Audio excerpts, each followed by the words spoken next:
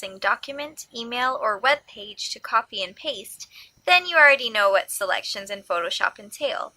When you make a selection in Photoshop, you select an area of an image or an entire image. You can then cut, copy, paste, paint, or otherwise edit the image. Photoshop CS6 gives you several tools that allow you to make selections. We're going to cover the basic tools in this lesson. So the first tool that we're going to discuss is the rectangular marquee tool right here. Using this tool, you can select an area of an image or highlight it so that you can further make changes to it. So if you click on that, you select that, and just as the name implies, you select a rectangular area of space. Now that we understand what it does, let's learn how to use it properly. The first thing you want to do when using any tool in the toolbox is to set your options and preferences up here in the options bar. There's a lot of things here, so it looks a little bit confusing, but once you understand what they do, it makes it a lot easier to use these tools. So the first icon you see simply lets you select what type of marquee you're using. We already know that we've selected the rectangular marquee tool, so that's displayed here. If you click on this icon, it gives you a new selection. Clicking here lets you add to an existing selection. So for example, if I have one rectangle and want another, that will let me add. The second one will let me subtract a selection. So if I don't want that second one, I can get rid of it. And the third option will let you intersect with an existing selection. Next, you would set your feathering to choose how soft you want the edges of your selection to be. The bigger the number of feathering, the softer those edges are going to be. Right here you see the Anti-Alias tool. You can only use that for the circular selection, so that's grayed out right now while we're in the rectangular marquee tool. Next, you'll select a style. Normal will make it so that your marquee proportions will be determined by dragging. Fixed ratio establishes a height to width ratio. And remember that this is a ratio, not actual measurements. If you want your marquee to be 3 times as wide as it is high, enter 3 for the width and 1 for the height. And then finally, fixed size will allow you to set the values for the height and width. And make sure you enter pixel values, and they need to be whole numbers. So we'll leave it at normal for now. When you're finished setting your options, it's time to draw your marquee. To select a rectangular area, simply click on the tool and then drag your mouse across the image. And then you simply let go of the mouse when you have the image you want selected. If you don't want to use a rectangular shape, you can also use other marquee tools. Simply go up here where your tool is, right click, and it will give you your other options. You have the elliptical marquee tool, the single row marquee tool, the single column marquee tool. And these are similar to the rectangular marquee tool, except that you'll create elliptical shapes, rows, or columns, depending on which tool you've selected. Now another type of selection tool is the magic wand tool. To access that, you'll right-click on the quick selection tool and select magic wand. And once again, you'll go up to your options bar before making your selection. Again, you'll click on this icon for new selection. Here to add to your existing selection, or here to subtract from it, and here to intersect with an existing selection. Next, you'll want to specify the tolerance. This determines how different or similar the selected pixels will be. So you'll enter a value between 0 to 255 pixels. If you enter a low number, very few colors that are similar to the pixel you click will be selected. Or if you enter a higher number, it will give you a broader range of colors. So for example, if I set my tolerance to 30, it's going to select more pixels than if I had it set at 10. If you check the anti-alias box, this will give you smoother edges. Contiguous means that only adjacent areas that use the same colors are selected. If you don't check this, all pixels in the image that have the same color will be selected. And if you check Sample All Layers, Photoshop will select colors based on data from all visible layers. Otherwise, only colors from the active layer will be selected. So now we're ready to use the Magic Wand tool. You'll click on the color or the consistently colored object that you want to select. So if we wanted to select these flowers, we click there. And you can see a very small area selected. If I wanted more of that flower, that would be when I would change the tolerance. I'll set it to about 30, and I'll click again, and that gives me a greater selection area. So you can adjust that tolerance until you get the area that you have in mind. You can click the Refine Edge in the Options bar to further adjust the boundary, view the selection against different backgrounds, or as a mask. Now if we go back here to the Quick Selection tool, this tool allows us to paint a selected area using an adjustable brush tip. As you move the brush tip out, the selected area will expand. So once again, before using this tool, we're going to set the options in our Options bar. The first icon is the Quick Selection tool icon. Next, you'll select if you want to create a new selection, add to an existing selection, or subtract from an existing selection by clicking the respective icon. Then you'll select your brush size. You can adjust that on the slider here, depending on how big of an area you're going to be selecting. For small areas, select a smaller brush, and for bigger areas, select a larger brush.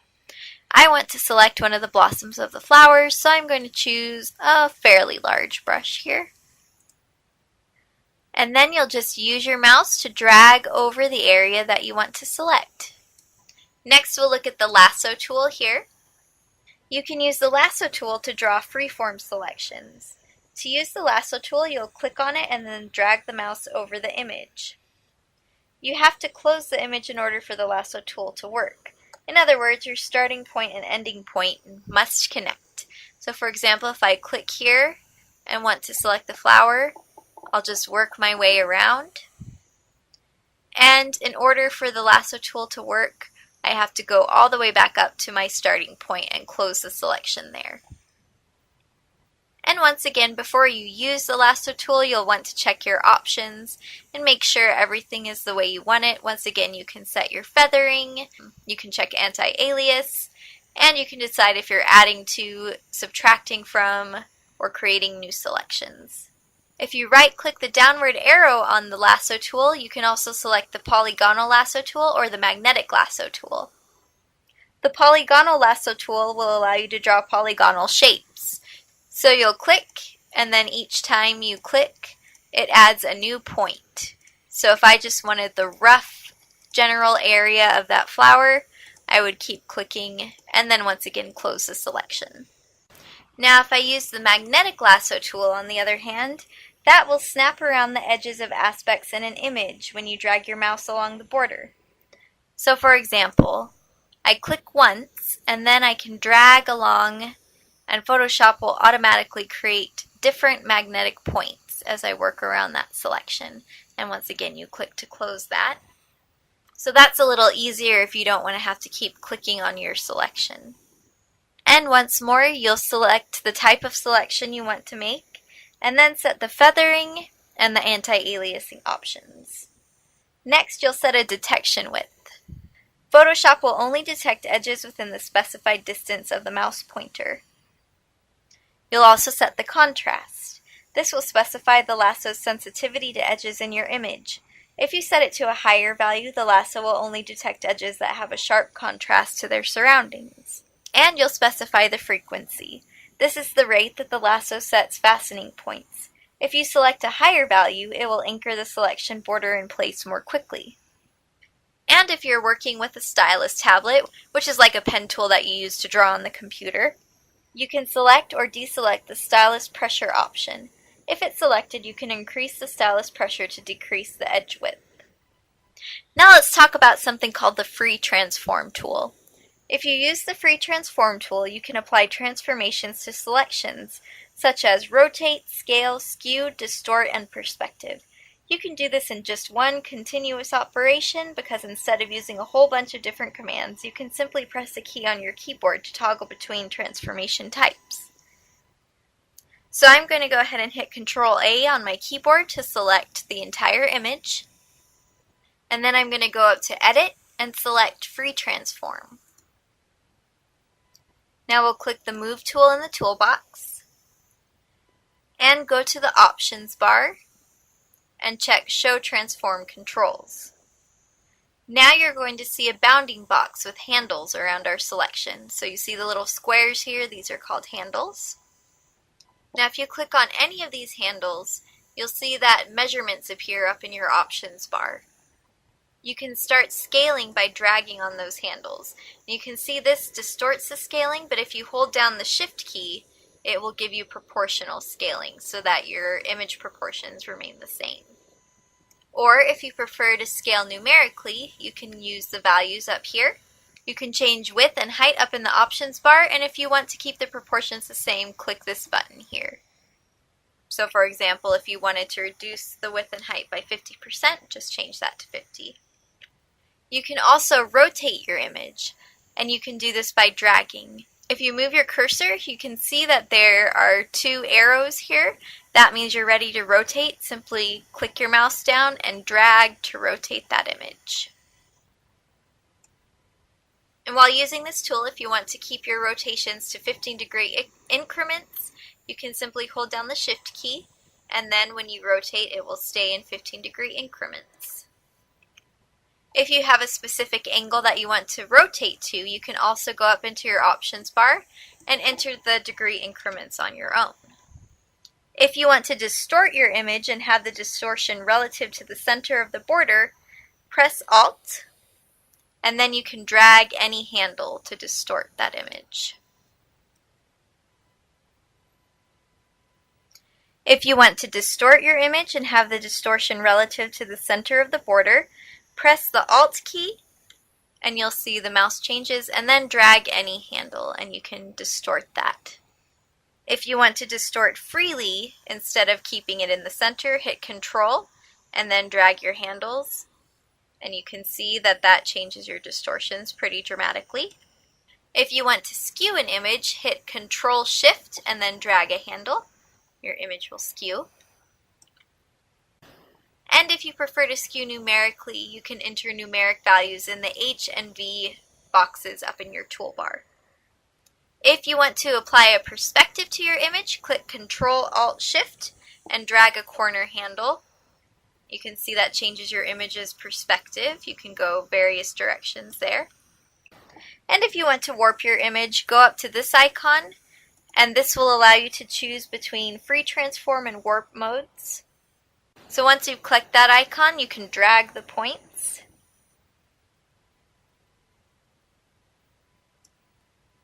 Or if you prefer, you can choose a warp style.